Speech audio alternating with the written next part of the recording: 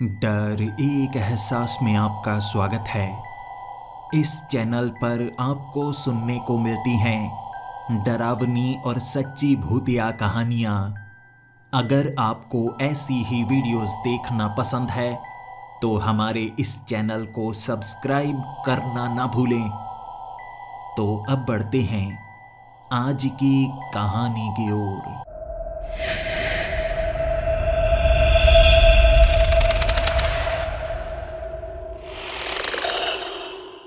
Hello दोस्तों, मेरा नाम शिवराम है और मैं ओडिशा का रहने वाला हूँ। सबसे पहले आपको अपनी जानकारी देता हूँ। मेरे दादाजी एक तांत्रिक थे और सच बताऊं तो हमारा ये गांव भी तांत्रिकों का गांव कहा जाता है। मेरे दादाजी ने अपने गुरु से दीक्षा ली थी, जिसके बाद हमारे परिवार में ये शिक्षा पहुंची। मेरे पिता भी एक तांत्रिक हैं और वो मुझे दीक्षा दे रहे हैं। अपने पिता से सीखकर मैं भी एक बड़ा तांत्रिक बनना चाहता हूँ। तांत्रिकों की जिंदगी कोई आसान जिंदगी नहीं होती। बहुत मुश्किलों का हमें सामना करना पड़ता है और कई बार जंगल में जाकर कई दिनों तक भूखा रहना पड़ता है। ये काम ऐसा ही है। कुछ लोगों को लगता है तांत्रिक भूत प्रेत निवारण करते हैं और इसी से पैसे कमाने की कोशिश करते हैं, लेकिन ये सच बात नहीं है। तांत्रिक बनना भूत प्रेत को भगाने का कोई काम नहीं है। तांत्रिक बनना तंत्र मंत्र की शक्ति को सीखकर अपने जीवन को समृद्ध बनाना और इसी के साथ खुद में खुशी को ढूंढ पाना, यही तांत्रिकों का मुख्य कार्य होता है।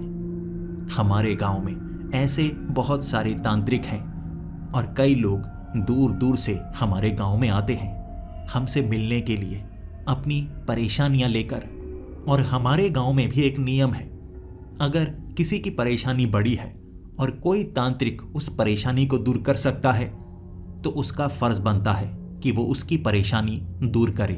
जब मैं छोटा था अपने दादाजी से सीखा करता था और मेरे दादाजी मुझे जंगल में ले जाया करते, मुझे सब कुछ सिखाया करते, लेकिन मेरा ध्यान तो खेलने में होता। पहली बार दादाजी ने उस समय मुझे एक प्रेत दिखाया था जब मैं 9 साल का था। वो तालाब के पानी में चले गए। पहले पहले मैं सोचता रहा कि वो नहाने के लिए गए हैं, लेकिन 1 मिनट बीत गया, 5 मिनट बीत गए। मैं डरने लगा था। मुझे लगा उस तालाब में मेरे दादाजी के साथ कुछ हो गया है। मैं रोने लगा, चीखने लगा, लेकिन वो तालाब बहुत ज़्यादा गहरा था। अगर मैं तैरने की कोशिश भी करता शायद डूब जाता। मुझे अच्छे से तैरना उस समय नहीं आता था।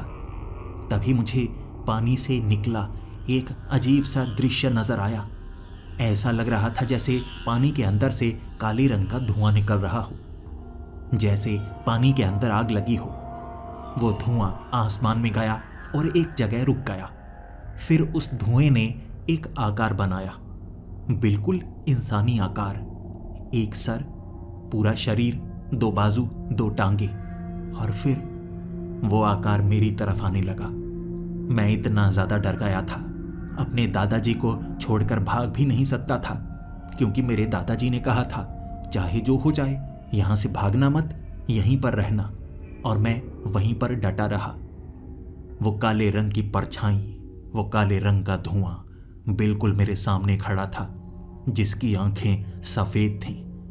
पहली बार था मैंने कुछ ऐसा देखा था जिसकी कहानियां हमारे घर में सुनाई जाती थी कि भूत प्रेत होते हैं। मेरे दादाजी जब भी किसी के शरीर से भूत प्रेत निकाला करते थे तो वो एक कमरे में जाते थे या जंगल में जाते थे।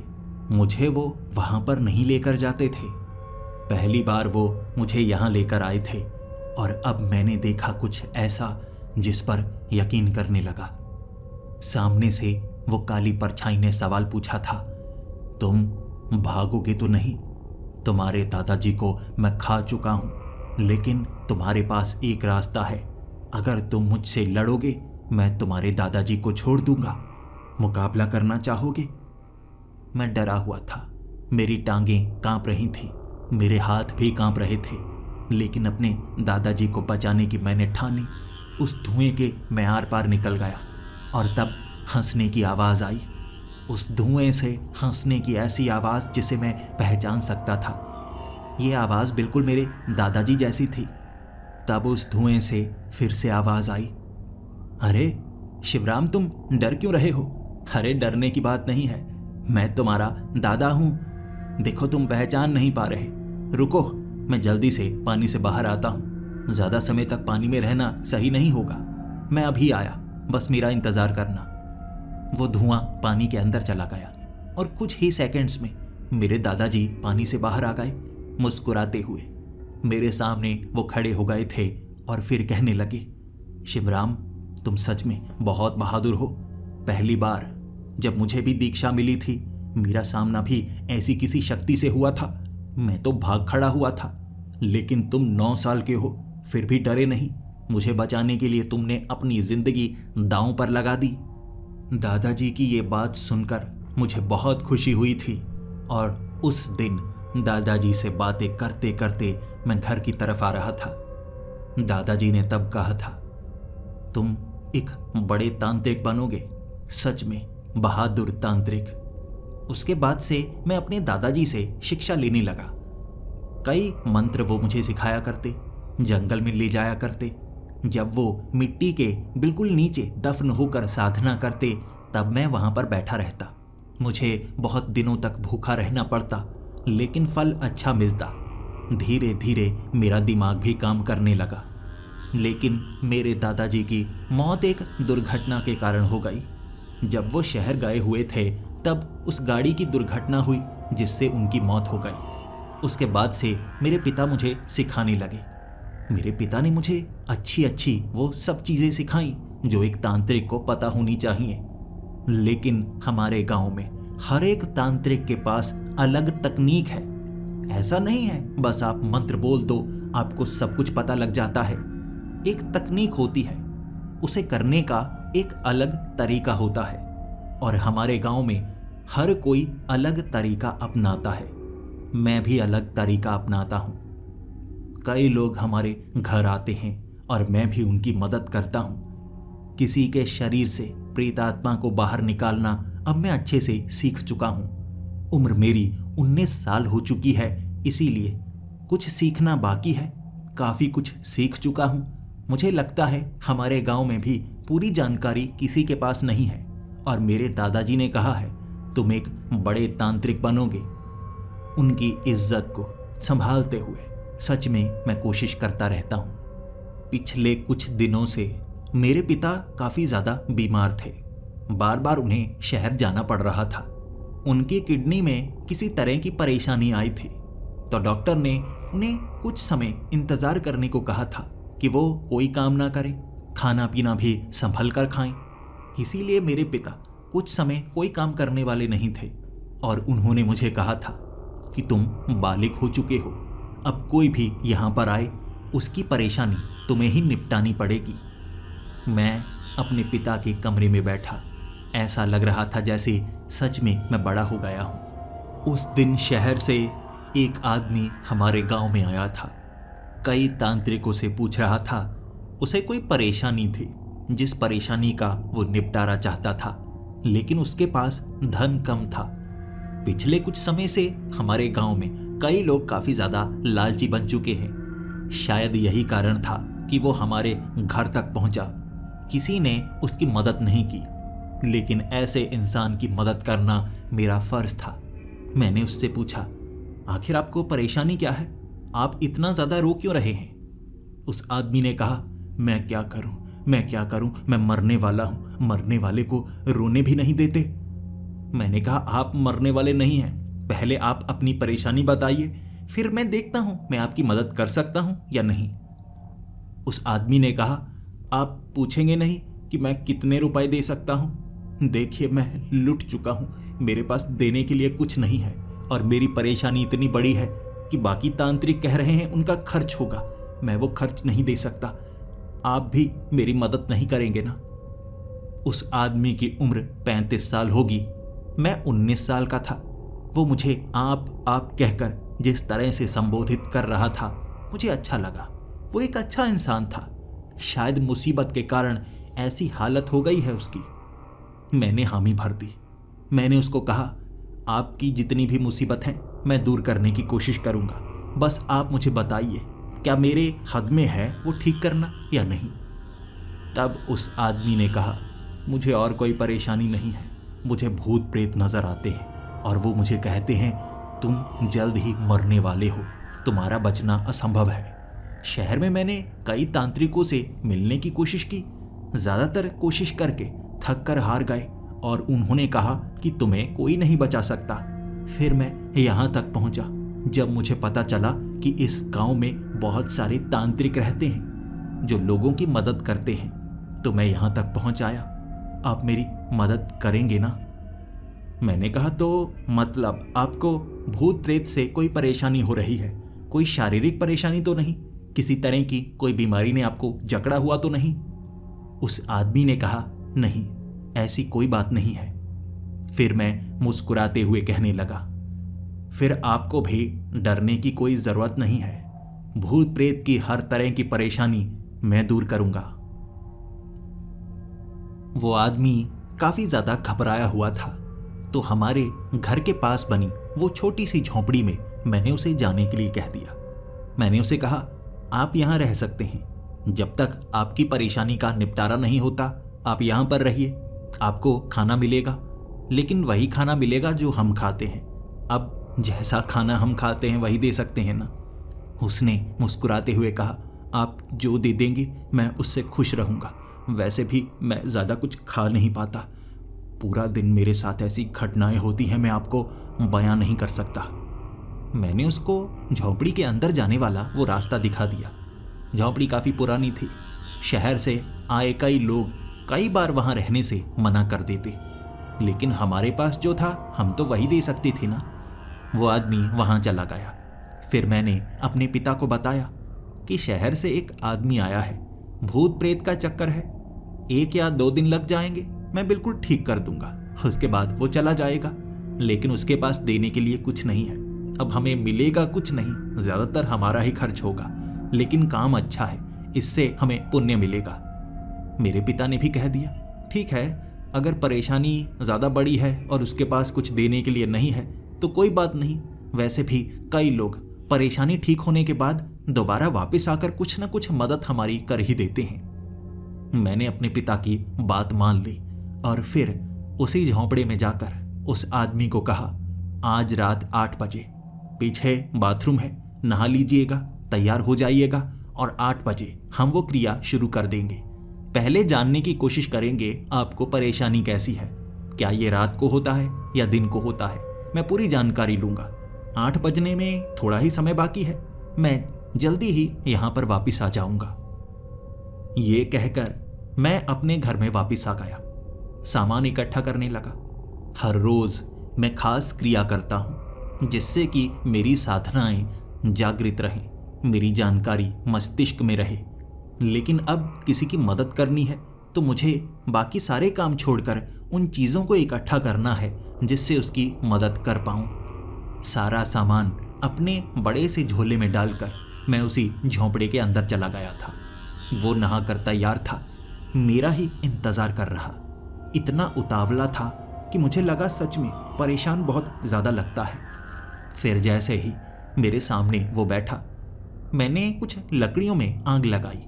थोड़ा थोड़ा धुआं उस झोंपड़े के अंदर हो रहा था। वहाँ बने हुए कई रोशनदान जिनसे धुआं बाहर निकलता था। वो धुआं खास तरह की सामग्री से होता था जिससे किसी भी तरह की भूत प्रेत वाली क्रिया, ऐसा कुछ शापित चीज का होना वहाँ नहीं होता और वो परेशान नहीं होता, अच्छे से बता पाता। सामने बैठा वो आदमी बताने लगा, उसके साथ जो जो होता है, जो जो हो चुका है, वो सब बताने लगा। ये सब 7 दिन पहले शुरू हुआ। वो अपने काम से घर आया था। उसके बाद जैसे ही घर में वो खाना बनाने वाला था, किचन में अपने आप आग लग गई, जबकि जलने वाली कोई चीज नहीं थी। फर्श के ऊपर भी आग लगी हुई, ऊपर स्लैब जिस पर पत्थर लगा था वहां पर भी आग लगी हुई। देखने में ऐसा लग रहा था जैसे बिना कोई चीज के भी अपने आप पत्थर के ऊपर आग जले जा रही है। शुरू में उसने पानी डालकर आग को बुझाने की कोशिश की, लेकिन आग बढ़ने लगी। उसकी आंखों के सामने आग ऐसे बढ़ रही थी जैसे उसे रोका ही नहीं जा सकता। पूरा घर जल गया उसका। उसने लोगों को बताने की कोशिश की कि घर में क्या क्या हुआ है, लेकिन कोई मानने को तैयार नहीं।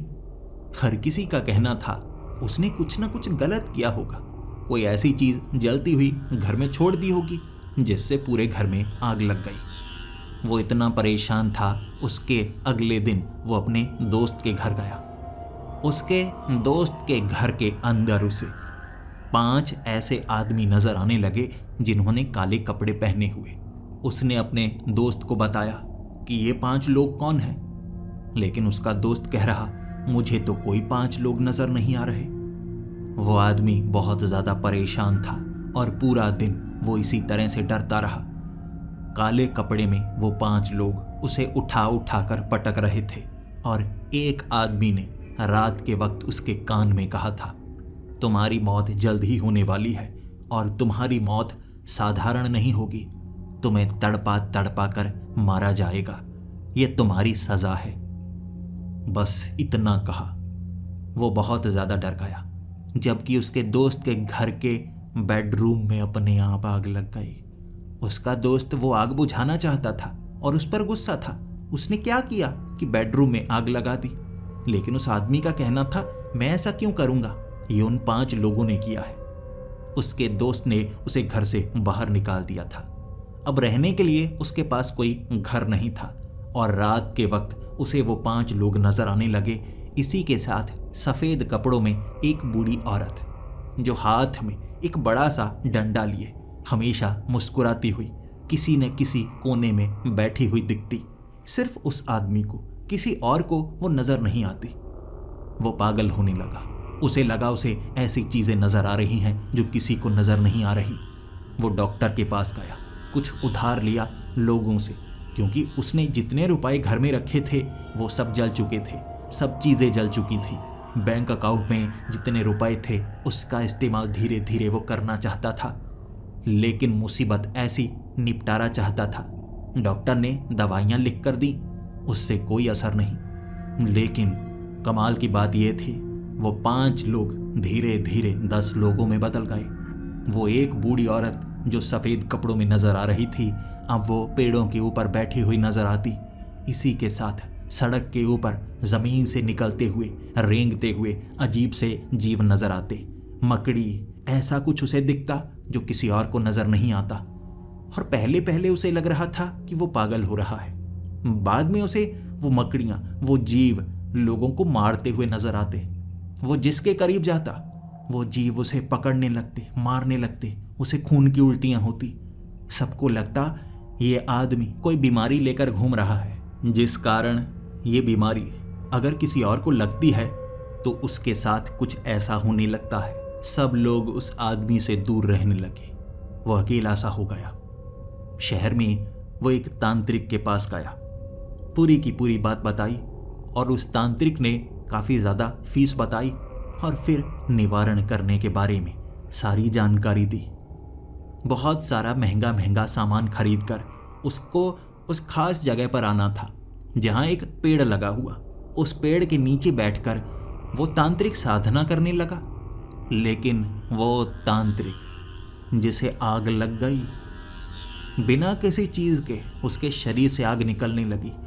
वो डरा, भागा, पानी के बीच छिप गया ताकि आग बुझे, लेकिन उसका शरीर पानी के अंदर जल गया। वहाँ एक खड्डे में पानी रुका हुआ था जहाँ पर वो छिपा था, लेकिन वो पानी भी भाप बनकर उड़ गया। वो पैसे भी गए, उसके पास अब कुछ नहीं था। वो सड़क पर सोने लगा और 2 दिनों तक सड़क पर जो हुआ वो बेहद खौफनाक था।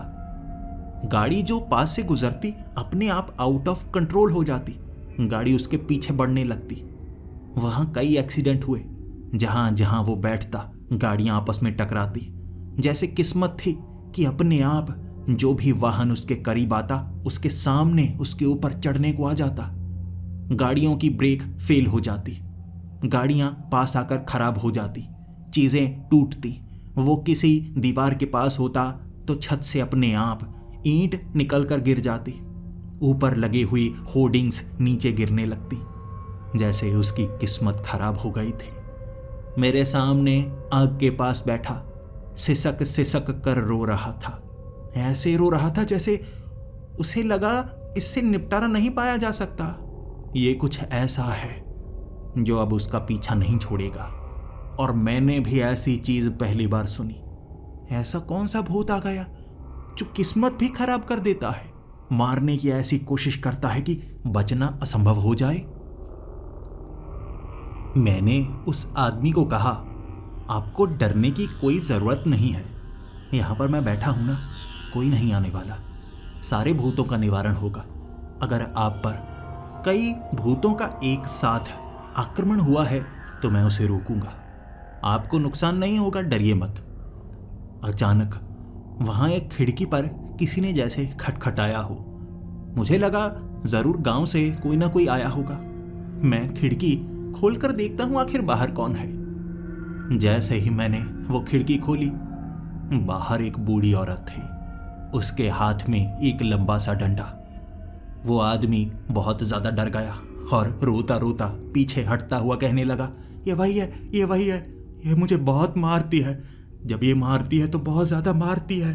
मेरे शरीर पर बहुत ज्यादा जख्म कर दिए हैं। वो बूढ़ी औरत मुस्कुराती हुई खड़ी वहीं से कह रही, डरने की कोई बात नहीं है, मैं तुम्हें नहीं मारती, बस छोटा सा सबक देने की कोशिश करती हूं। तुम इतना ज्यादा डर क्यों जाते हो? और यहां मुझसे दूर रहने के लिए ये घर में पनाह ली है तुमने, लेकिन नहीं, मुझसे दूर नहीं जा सकते। देखो, यहां आसपास सब लोग तुम्हारा इंतजार कर रहे हैं, तुम्हारे अपने। हमारे पास तुम्हें आना है, इसीलिए हमें अपनाओ। इस घर से बाहर आओ, बाहर आओ जल्दी से। मैंने उस बूढ़ी औरत को कहा, चली जाओ, तुम जो भी हो। मैंने उसके पैरों की तरफ देखा। उसके पैर नहीं थे, जैसे जमीन से 2-3 इंच हवा में वो उड़ रही हो। काले रंग के अजीब से नीचे कपड़े थे, जबकि ऊपर सफेद रंग के कपड़े। वो यकीनन कोई भूतनी थी। मैंने तब मंत्र पढ़ने शुरू कर दिए। मैंने अपने हाथ में वो विभूति ली और उसके बाद बाहर की तरफ मारी। जैसे ही वो विभूति बाहर मारी, वो गायब हो गई। उसके बाद मैं उस आदमी के साथ दोबारा आकर बैठ गया। मैं उसे कहने लगा, तुमने ये तो बताया ही नहीं, ये तुम्हें मारती भी है? उस आदमी ने अपनी शर्ट उतार कर मुझे दिखाई। उसकी पीठ पर इतने ज्यादा निशान थे। मैंने कभी किसी इंसान के शरीर पर इतने ज्यादा जख्म नहीं देखे। वो बूढ़ी औरत उसे मारती थी। शरीर पर और भी कई तरह के जख्म थे। एक तो लंबे लंबे जैसे डंडे मारे गए हों, और हजारों बार उसकी पीठ पर मारा गया था, एक निशान के ऊपर एक निशान। ऐसा लग रहा था जैसे उसे दर्द दिया जा रहा है। जान से मारना होता तो आसानी से मारा जा सकता था, लेकिन उसे जान से नहीं मारा जा रहा था, दर्द दिया जा रहा था। मैंने उसे कहा, अब डरने की कोई बात नहीं है। वो बूढ़ी औरत दूर जा चुकी है। अब वो दूर जा चुकी है, उसका निपटारा हो गया समझो। तभी खिड़की से मुस्कुराने की आवाज आई। बाहर की तरफ देखा तो वहां 10 से 20 फुट दूरी पर वो बूढ़ी औरत हंसती हुई कहने लगी थी, तुम इसे कुछ समय तक बचा कर रख सकते हो, लेकिन ज्यादा समय बचा कर नहीं रख सकते। मैं भागा भागा खिड़की की तरफ गया। वहां से विभूति दूर तक मारने की कोशिश की, लेकिन वो बूढ़ी औरत गायब हो चुकी थी। इतना साफ था कि वो यहां से दूर नहीं गई है, यहीं है, आसपास छिपी हुई है, और सही समय आने पर फिर से वार करेगी। फिर से मेरी नजर उस आदमी पर टिक गई। आखिर इसके साथ हुआ क्या है? ऐसा नहीं हो सकता कि इतने खतरनाक प्रेत इसके पीछे इतनी आसानी से पड़ जाएं। मैंने उस आदमी को पूछा, मुझे आप बता सकते हैं आप कहां पर थे जहां से इसकी शुरुआत हुई? वो घर को आग लगी, लेकिन उससे पहले आपके साथ क्या क्या हुआ, मुझे पूरी बात बताइए। उस आदमी ने काम पर क्या क्या हुआ वो सब बताया, लेकिन इससे इतनी सारी प्रेत आत्माएं इसके पीछे पड़ जाएंगी, ऐसा नहीं हो सकता। कुछ ना कुछ ऐसा है जो इसे भी याद नहीं आ रहा और इसे समझ नहीं आ रहा, उससे ये मुसीबत शुरू हुई है। लेकिन मुझे अपने पिता से ये पूछना था। मुझे ज्यादा अनुभव नहीं था, मेरे पिता ये काम किया करते थे। लेकिन अब वो ये काम कर नहीं सकते थे, पलंग से उठ नहीं सकते थे, तो मुझे ये काम करना पड़ रहा था। एक बार अपने पिता से पूछकर आता हूँ, ये मैंने उस आदमी को कहा। और वो आदमी कहने लगा, यहाँ रहिए, यहाँ से दूर मत जाइए, मुझे डर है आपके साथ कुछ हो जाएगा। अगर आप इस झोंपड़े से बाहर जाएंगे, उन्हें पता लग गया है, वो आपको भी मारने की कोशिश करेंगे। मैंने उसे कहा, डरो मत, सिर्फ वो बूढ़ी औरत है ना, अगर मेरे करीब आएगी मैं उसे बता दूंगा।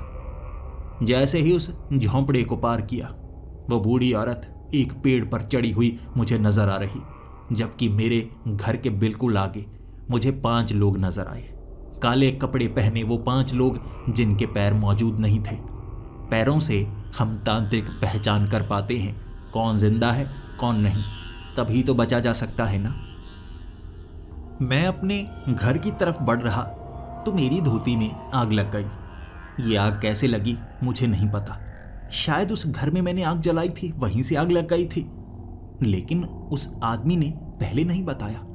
मैंने उस आग को बुझाने के लिए अपने हाथ में धोती का वो हिस्सा लिया, जल्दी से उसे घोंटकर आग बुझाने की मैं कोशिश कर रहा, लेकिन धोती को आग लगी, वो बुझ नहीं रही। तब मेरी समझ में आ गया, ये कोई साधारण आग नहीं है, ये अलग अग्नि है। इसे शाप अग्नि कहा जाता है। किसी न किसी ने ये शाप छोड़ा है, वो किसी चीज से जुड़ा है जिससे अग्नि प्रज्वलित हो जाती है।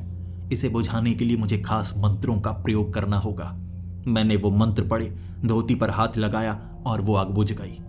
इससे ये पक्का हो गया, ये आग भूतों द्वारा, प्रेतों द्वारा नहीं लगाई जा रही है, किसी इंसान द्वारा एक शाप के जरिए लगाई जा रही है, जो यहाँ पर मौजूद नहीं है, कहीं और से ये काम कर रहा है। अब एक बात का पता तो मुझे लग गया, ये काम कोई साधारण घटना नहीं है।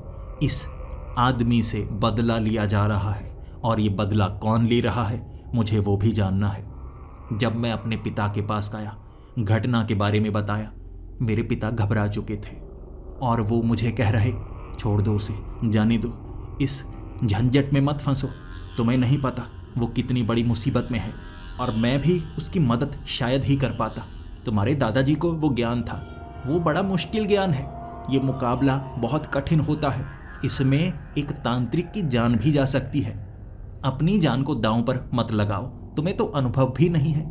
मैं ठीक होता तो हम दोनों मिलकर कुछ न कुछ जरूर करते। जाने दो उसे, जाने दो, कह दो तुम मदद नहीं कर सकते। मैंने अपने पिता को कहा, कोई मजबूर है, अपनी मुसीबत हमारे पास लेकर आया है, हम मदद नहीं करेंगे। मेरे पिता ने कहा, मदद तो हम करेंगे, लेकिन मरने से कोई मदद नहीं होगी। मुझे पता है, ये मारण क्रिया है। मारण क्रिया जब किसी इंसान पर की जाती है, उसकी जान सुरक्षित नहीं रहती, लेकिन मारण क्रिया को उल्टा करना असंभव के समान है। उसे रोकना बहुत मुश्किल है, तुम्हें कठिनाइयों का सामना करना पड़ेगा, और बार बार जो मुसीबत उस पर है वो तुम पर आएगी, और अगर तुम उसे बचाने की कोशिश कर रहे हो, मारण क्रिया से वो मारा जाएगा, और फिर वही मारण क्रिया तुम्हारे पीछे पड़ जाएगी, तब तुम बच नहीं पाओगे, मुश्किल होगी तुम्हें। मैं अपने पिता से वो शब्द सुनने के बाद स्तब्ध रह गया था। मारण क्रिया बचपन में अपने दादाजी से सुना था। मारण क्रिया एक बहुत शक्तिशाली क्रिया होती है, जिसे मोड़ा नहीं जा सकता, जिसे काटा नहीं जा सकता, असंभव के समान होता है इसे रोकना। जब कोई तांत्रिक किसी के ऊपर मारण क्रिया करता है, उसका मरना तय हो जाता है। अगर उस मारण क्रिया को कैसे किया गया है ये जाना जाए, तभी मारण क्रिया को रोका जा सकता है। कह सकते हैं जो मारण क्रिया करता है वो रोक सकता है, लेकिन पता भी तो लगना चाहिए। मैंने अपने पिता को कह दिया, मैं उसकी मदद करूंगा तो करूंगा, चाहे इसके लिए मुझे अपनी जान भी क्यों ना गंवानी पड़े। और मुझे जानकारी है मारण क्रिया कैसे की जाती है और रोकने के लिए क्या क्या करना होगा। मैं मुकाबला करने को तैयार हूं, देखते हैं मुकाबला कैसा होता है। मैं उस आदमी के पास चला गया। ये बुरी खबर मैंने उसे बताई और समझाया कि पहले तुम्हें पता होना चाहिए तुम किस मुसीबत में हो। कोई तुम्हें मारना चाहता है, और ये कोई भूत प्रेत नहीं है जो तुम्हें मारना चाहता है, कोई इंसान है, ऐसा इंसान जिसे तंत्र मंत्र आते हैं, और तुम्हारे ऊपर मारण क्रिया की गई है। ऐसी शक्तिशाली क्रिया जो करता है वही रोक सकता है, और हमें ये पता लगाना है तुम पर मारण क्रिया किसने की है। उसे कुछ नहीं पता था, उसे कोई ऐसा तांत्रिक नहीं जानता था, उसे कोई ऐसा दुश्मन नहीं पता था जो उसे मारने की कोशिश करे। छुटमुट झगड़े, पड़ोस में झगड़े, दोस्तों के साथ झगड़े ऐसे हुए थे उसके, जैसे हर किसी के होते हैं। थोड़ी बहस कभी ना कभी हमारी हो जाती है, लेकिन वो अच्छा इंसान था। शायद ही उसने किसी का कुछ बुरा किया हो, और वो खुद कह रहा था ऐसा कोई दुश्मन नहीं है मेरा जो मुझे मारने की कोशिश करे। तब मैंने कहा तो हमें ढूंढना होगा, आखिर कौन तुम्हें मारने की कोशिश कर रहा है। जानना होगा और इसी के साथ तुम्हें बचाना भी होगा। तुम्हारी जान सबसे ज़्यादा ज़रूरी है। अगर तुम्हें कुछ होता है फिर कभी पता नहीं लगेगा कि तुम्हें मारने की कोशिश किसने की है, और उसके बाद मेरी जान भी हथेली पर आ जाएगी। तुम्हारे लिए ये खतरा मैं उठा रहा हूँ, इसीलिए मेरी बात सोच समझ कर मानना। कोई और कुछ भी कहे, जैसा मैं कहता हूँ वही सच मानना। इस घर में तुम सुरक्षित हो, मैं भी सुरक्षित हूँ। जब तक ये अग्नि जलती रहेगी कोई इस घर के अंदर नहीं आ सकता। हमें सोचना होगा। हम शुरुआत से शुरू करते हैं। जैसे ही मैंने ये कहा, खिड़की पर वही बूढ़ी औरत खटखटाने लगी। रोती रोती उसे कहने लगी, बेटे मुझे माफ कर दो, तुम पर हाथ उठाया ना मैंने, मैं तुमसे माफी मांगती हूँ। मुझे अंदर आने दो, दरवाजा खोल दो। ये आदमी सही नहीं है, ये तांत्रिक तुम्हें नुकसान पहुंचाएगा, तुम्हें मार देगा ये। एक बार दरवाजा खोल दो, बस अपने हाथों से दरवाजा खोल दो ताकि मैं अंदर आ सकूं, तुम्हें बचा सकूं, मैं तुम्हारी मदद करूंगी। वो आदमी ने मेरी तरफ देखा और मैंने उसे कहा, ये बहकाएंगे, ये बहलाएंगे, फुसलाएंगे और घर के अंदर आने की कोशिश करेंगे, तुम्हारे करीब आने की कोशिश करेंगे। हम एक एक स्तर बनाएंगे, उससे जानने की कोशिश करेंगे, इन्हें रोकने की कोशिश करेंगे और एक एक करके हर एक का निवारण करना होगा। इसके हाथ में जो डंडा है ना, उस डंडे का उपयोग करके इसे रोका जा सकता है। समझ चुका हूं ये क्या चीज है। मारण क्रिया में पहला काम होता है कष्ट देना, तो ये वो कष्ट देने वाली है। इसे रोकने के लिए इसे फंसाना होगा। मैंने उस आदमी को कहा, अपनी शर्ट उतारो, अपनी शर्ट मुझे उतार कर दो, और 1 मिनट मैं खिड़की को बंद कर लूं। मैंने खिड़की को बंद कर दिया। उस आदमी ने मुझे शर्ट उतार कर दी और मैंने उस शर्ट के बीच एक बोतल को लपेटा। उस बोतल में गंगा जल और ऐसी विभूति थी जो बोतल को खोलते ही हवा में घुल जाती। बोतल बंद की, उसका खून उसके अंगूठे से चाकू मारकर निकाला और शर्ट पर थोड़ा सा लगाया, जैसे उसे जख्म दिया गया हो। फिर उस शर्ट को उसी खिड़की से बाहर फेंक दिया। फिर मैंने उस बूढ़ी औरत को कहा, ये लो, इसे दर्द मैंने दे दिया, तुम्हारा काम मैं कर रहा हूँ, अब तुम्हें अंदर आने की कोई ज़रूरत नहीं है। तुम्हें खून चाहिए था, ये लो खून, और बीच में भी बहुत सारा खून है, देख लो। वो बूढ़ी औरत ने हाथ में डंडा थोड़ा सा ढीला किया, शर्ट को खोला, फिर बोतल में वो पानी देखा। उस गंगा जल में भी मैंने एक बूंद खून की गिराई थी। जैसे ही उसने बोतल को खोला, वहीं पर वो जलने लगी। वैसी ही आग, जो आग अपने आप प्रकट हो रही थी, वही आग उसे भी जला रही थी। मारण क्रिया का एक खास काम, अगर वो पूरा ना हो पाए तो वो उसे ही मार देती है जिसने उसे किया हो। मारण क्रिया का सबसे खतरनाक हिस्सा यही होता है। सामने वाला अगर आपसे ज्यादा जानकारी रखता हो तो मारण क्रिया में कोई ना कोई तो मरता है, विरोधी या आप। इससे वो बूढ़ी औरत खत्म हुई और ये युद्ध का आगाज था। वो युद्ध जो सिर्फ एक तरफा था, अब दूसरी तरफ से भी मुकाबला होना शुरू हो गया है। इसके बाद छत से जैसे आवाज आने लगी, छत को उधेड़ने की। लकड़ी की छत थी और लकड़ी को ऊपर खींचा जा रहा था। अब ये धुआं असरदार नहीं रहा। वो 5 लोग मृत्यु रोग हैं, मृत्यु रोग जो धीरे धीरे इसे मारने की कोशिश करेंगे। अब पहली अड़चन खत्म हो गई तो मृत्यु रोग दूसरा कारक बनेंगे, इसीलिए इन्हें धुएं से रोका नहीं जा सकता। मैंने उस आदमी को कहा, चलो चलो, अब हमें भागना होगा, हम गांव में नहीं रह सकते। जैसे ही हमारे करीब कोई भी सकारात्मक या नकारात्मक ऊर्जा होगी वो इन्हें शक्तिशाली बनाएगी। हमें इंसानों से दूर जाना है और हम दोनों भी एक दूसरे की सुरक्षा करेंगे। ये कमजोर होंगे और कमजोर होने के बाद ये भी खत्म होंगे। वो पांचों हमारे पीछे थे। मैं उस आदमी का हाथ पकड़कर आगे भागा जा रहा। जैसे ही वो करीब आते मैं वो विभूति अपने शरीर पर मलने लगता। वो विभूति शरीर पर मलने के बाद जब हवा में उड़ती उन्हें दूर कर देती। मैं उस गांव से दूर आ गया था। जैसे ही हम गांव से दूर आए उनके भागने की रफ्तार कम होती गई। ये इस कारण हो रहा था क्योंकि हम पेड़ों के बीच में घिरे हुए थे। पेड़ हमारी सुरक्षा करते हैं। हमारे आसपास जितनी भी नकारात्मक ऊर्जा हो वो उसे सोखने लगते हैं और ये तो नकारात्मक ऊर्जा से ही बने हुए हैं। यही कारण तो है तंत्र मंत्र जंगल के बीच में किया जाता है, जहां आसपास कोई इंसान ना हो ताकि कोई नुकसान ना पहुंचा पाए। वो भी कमजोर हो रहे हैं। जैसे ही मैं जंगल के बीच में था, वो दूरी पर थे। मैंने एक बड़ा सा घेरा बनाया। वो मुक्त सामग्री से गोल घेरा बनाने के बाद मैं उस आदमी के साथ उसके बीच बैठ गया।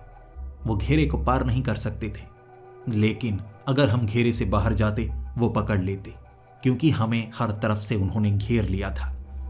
फिर उनकी आवाज भी आई, मृत्यु तय है, हमें टाला नहीं जा सकता। मैं जानता था उन्हें टाला नहीं जा सकता, लेकिन उन्हें मोड़ा जरूर जा सकता है। उनका लक्ष्य ये आदमी है। अगर मैं उन्हें मोड़ दूं तो ये उस तरफ जाएंगे जिन्होंने इसे भेजा है। उसके बाद देखता हूं वो ताकतवर है या कमजोर है। मैं मंत्र पढ़ता गया। वो मृत्यु रोग थे, उसे मारने के लिए आए थे, लेकिन अगर उसकी मृत्यु मेरे हाथों हो जाए तो उनका कोई काम नहीं रहेगा। जिसके बाद उनका अगला लक्ष्य मोड़कर मैं उस आदमी को बना दूंगा जो यहां इन्हें मारने के लिए आया होगा। मैं वहां मंत्र पढ़ता गया। फिर उस आदमी को कहा, 30 सेकंड, तुम्हें 30 सेकंड मुझे देने होंगे। मैं जो करूंगा तुम्हें वो अपनाना होगा। मैंने हाथ में वो विभूति ली, वो सामग्री ली, आग जलाई और उसके मुंह पर लगा दी। उसके प्राण वहीं पर निकल गए। एक क्षण में उसके प्राण उसके शरीर से निकल गए और उसकी आत्मा मुझे साफ नजर आई। और फिर मैंने उन पांचों को कहा, तुम मृत्यु रोग हो, लेकिन ये मेरा लक्ष्य बना। अब तुम्हारा लक्ष्य वो होना चाहिए जिसने तुम्हें भेजा है। वापस चले जाओ, ये आत्मा अब मेरी है। वो पांचों वहां से चले गए और फिर से मैंने उसकी आत्मा को उसके शरीर में डाला। मंत्र मुझे आते थे। वो खड़ा हुआ, घबराया हुआ, हाथ पांव उसके हिलने लगे थे। मृत्यु बड़ी अजीब होती है, हिला देती है, सोचने समझने की क्षमता छीन कर देती है। लेकिन वो जिंदा था, कुछ समय में पूरी तरह से ठीक हो जाएगा। अब मुकाबला उसे करना होगा जो उसे मारने की कोशिश कर रहा है। पूरी रात हमने वहीं पर बिताई। मैं उस घेरे से उस आदमी को बाहर निकलने नहीं दे सकता था, लेकिन सुबह जब सूरज की पहली किरण निकलने वाली थी, वो पांचों वहीं घेरे के इर्द गिर्द खड़े थे और वो हमारी आंखों के सामने घेरे के इर्द गिर्द जमीन में समा गए। ये इस बात का सबूत है जिसने मारण क्रिया की है वो ताकतवर है। वो जो भी है वो ताकतवर है और वो इस आदमी को मारना चाहता है। आज रात ये फिर से उठेंगे, ये पांचों फिर से इसे मारने की कोशिश करेंगे। अगर मैं फिर से यह कार्य करूंगा तो ये रात को फिर से आ जाएंगे, यानी इन्हें रोकना होगा। अब ये कार्य ऐसे सफल नहीं होगा। यह जरूर है कि अब ये कमजोर हैं। 2 कोशिशों के बाद इनका लक्ष्य अब धुंधला हो गया है। इन्हें मोड़ा जा सकता है। आज की रात क्या करना है मुझे वो पता था। हम उस घेरे से बाहर निकलकर गांव में गए। हमने खाना खाया, तैयारी की और मैंने अपने पिता से जो दीक्षा ली थी उसे दोबारा अपने पिता के सामने दोहराया। उन्होंने कहा, तुम्हें ये कार्य करना होगा और ये मुश्किल होगा। मुकाबला तगड़ा हो सकता है। आज की रात गलती की कोई गुंजाइश नहीं है। वो मृत्यु रोग हैं, वो पांचों मृत्यु रोग। वो तुम्हें भी मृत्यु दे सकते हैं, ध्यान रखना। मैंने कहा, पिताजी डरने की कोई बात नहीं है, हम अच्छा कार्य कर रहे हैं। और अच्छा कार्य करने वाले के साथ भगवान होता है। फिर से हम जंगल में गए। वो घेरा बनाया था और मैंने उस आदमी को कहा, मैं इस घेरे से बाहर निकलूंगा, इस घेरे को तोड़ूंगा, तुम्हें मुझ पर भरोसा करना होगा। वो पांचों तुम्हें मारने की कोशिश करेंगे, मैं उनका साथ दूंगा, लेकिन सही समय पर तुम्हें बचाऊंगा भी, भरोसा रखना मुझ पर। वो आदमी इतना डरा हुआ था। वो मुझ पर भरोसा करता था क्योंकि उसने अपनी मौत को अपनी आंखों के सामने देखा था और बचाने वाले को भी देखा था। रात को वो पांचों जब घेरे के इर्द गिर्द थे, तब मैंने उनसे सौदा किया, तुम अगर इस आदमी को मार डालोगे तो बदले में मुझे उस आदमी का नाम चाहिए जो तुम्हें यहां भेज रहा है। क्या तुम वो नाम दोगे? मैं उसे तुम्हारे सामने ला दूंगा। वो मान गए। मृत्यु रोग का काम है मृत्यु को लेकर आना, लेकिन मैं बीच में अड़चन बना था। अगर मैं सौदा करता हूं, वो मना नहीं करेंगे। उन्होंने सौदा मान लिया और वो आदमी रोने लगा। उसके हाथ पांव फूल गए और मैंने उनसे कहा, पहले नाम, फिर मैं वादा पूरा करूंगा, और अगर मैं वादा ना पूरा करूं तो तुम मुझे भी इसी रोग के साथ मृत्यु लोक ले जा सकते हो। वो मान गए और उन्होंने वो नाम बताया। वो नाम, वो तांत्रिक जो इसे मारना चाहता है, वो नाम उन पांचों ने एक ही आवाज में बताया। मुझे नाम का पता लग गया। घेरा मैंने तोड़ दिया। पांचों उस आदमी को मारने को तैयार थे। वो उसे नोचने लगे और मैं एक एक करके वो सामग्री वहां अग्नि में ज्वलित करके उनकी पीठ के पीछे मारता गया। उन्हें रोकने का ये तरीका मुझे असरदार लगा, लेकिन सही समय पर मुझे उन पांचों को खत्म करना था। जैसे ही वो नोच रहे, मैंने उनकी पीठ के ऊपर सामग्री मलते हुए पांचों को भस्म कर दिया, और वो आदमी भी जख्मी था लेकिन जिंदा था, जिंदा बच गया। मृत्यु रोग को खत्म करना आसान नहीं, लेकिन अगर वो आपसे सौदा कर चुके हों तो आपको दोस्त मानते हैं, और दोस्त अगर पीठ पीछे वार करे, वो मुकाबला नहीं कर पाएंगे। वो इस तरह इंसानों का धोखा समझ नहीं पाते। समझदारी इंसानियत में है, और इंसानियत में चालाकी भी तो है।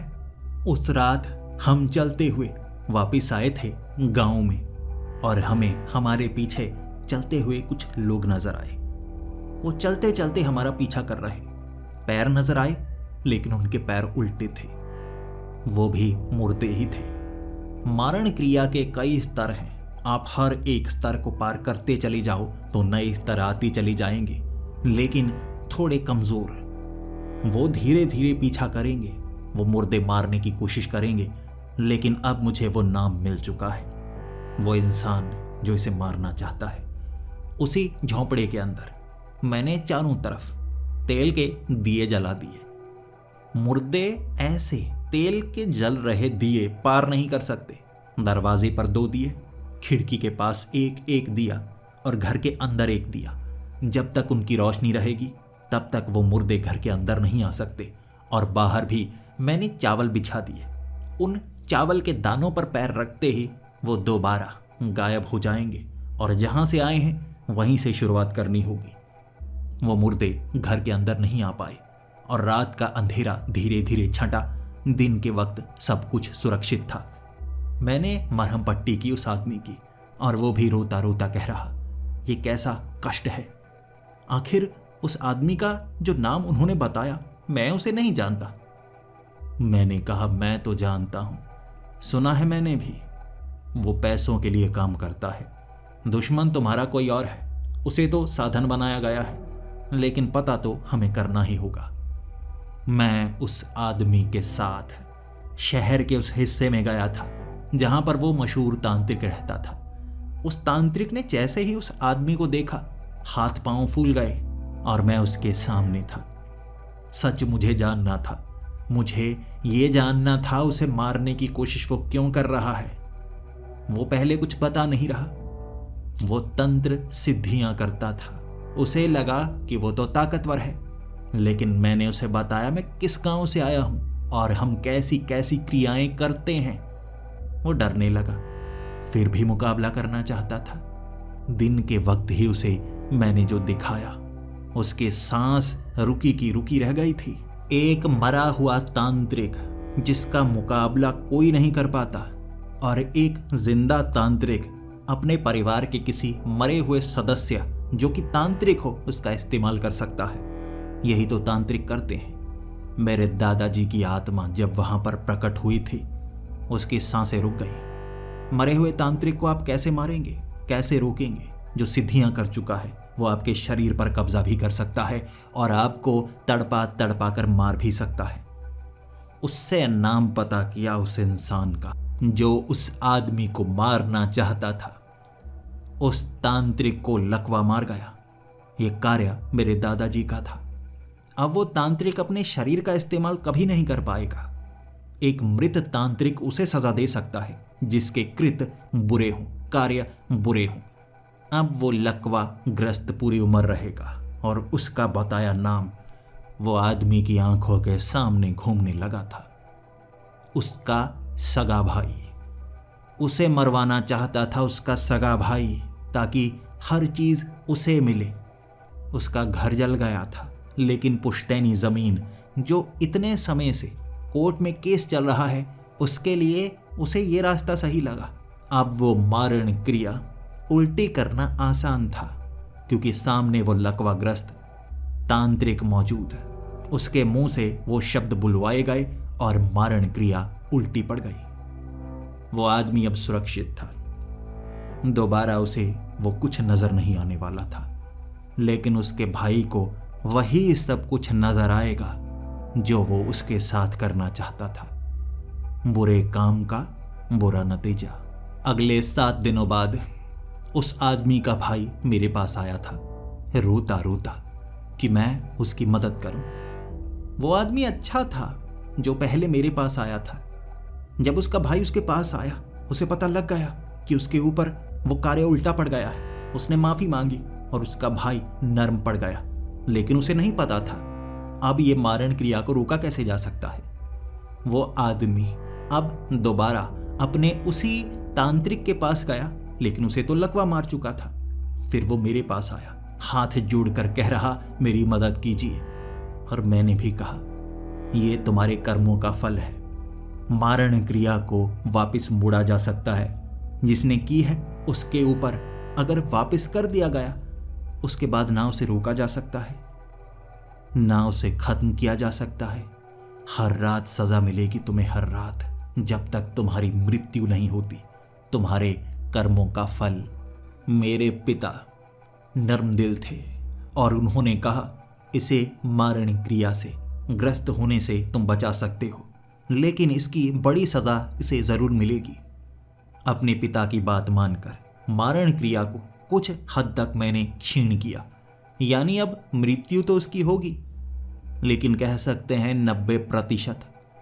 उसका शरीर टेढ़ा होता चला जाएगा, हड्डियां मुड़ जाएंगी, टांगे टेढ़ी हो जाएंगी, शरीर काला फिर जाएगा। लकवाग्रस्त होता हुआ भी वो चल फिर सकेगा, लेकिन सही तरीके से नहीं।